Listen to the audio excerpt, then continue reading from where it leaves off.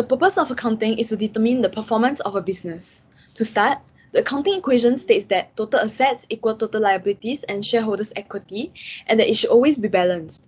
This equation is important as it lays the foundation of the double entry system, ensuring debits and credits are recorded accurately for use in preparation of financial statements. For assets, positive amounts are recorded in the debit section and negative amounts are recorded in the credit section. For liabilities and shareholders' equity in general, positive amounts are recorded in the credit section and negative amounts in the debit section. So, what exactly is accounting?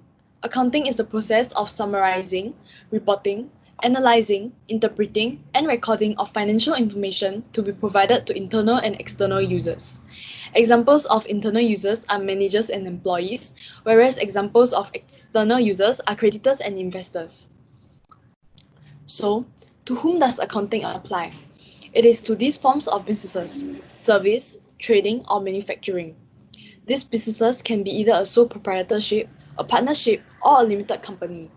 Sole proprietorship is a business run by only one owner that makes all decisions himself, whereas partnership and companies are businesses run by two or more owners where all business decisions and risks are shared. For companies, owners are also known as shareholders. Like all things, there are some principles, also known as concepts in accounting terms, to abide by when doing accounting. For example, the accounting entity concept states that the business and the owner are two separate entities and no personal transactions are to be recorded in business books. It is important that these concepts are not violated, as financial statements prepared on these transactions are to be informative and reliable. Cool. After which, transactions will go through the accounting cycle. This starts off with the analyzing of transactions to determine the type of transactions and accounts involved. For example, inventory bought on credit by the business will be a credit transaction, involving the inventory and accounts payable account. Following that will be the recording of transactions into the business general journal. This is done using the double entry system and in a chronological order with an explanation of the entry. An example of this will be the debiting of inventory and crediting of accounts payable, along with an explanation that explains the reasons for which was because inventory was bought on credit.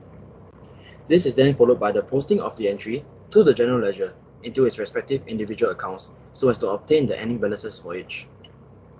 After which, the trial balance, a list of containing the ending balances for all accounts, is prepared. It is only after the pre-closing trial balance has been prepared are financial statements prepared, both statement of profit or loss and financial position. Both statements are crucial to the business as it provides important information regarding the business health to both internal and external users. But first, what do they include? The statement of profit or loss is made up of revenue and expenses that shows the profit or loss made by the business at the end of a financial period. This is especially important as internal users such as the owner and employees will require it to make informed decisions. For the owner, whether or not the business is profitable, and for the employee, the consequences on their future remuneration and job security should the business not be profitable. As for the statement of financial position, it is made up of all assets, liabilities, and shareholders' equities of the business. This is equally as important as external users will use this to make decisions that could affect the business. External users such as potential investors will require this statement to determine the risk and returns on investments based on the company's profitability. And creditors will require it to assess the credit risk and whether or not the company will be able to repay its debts before actually making the loan. This shows the importance of the accounting cycle in providing this information. In a nutshell, accounting is vital in all businesses and if carried out diligently, could significantly affect the business. Thank You!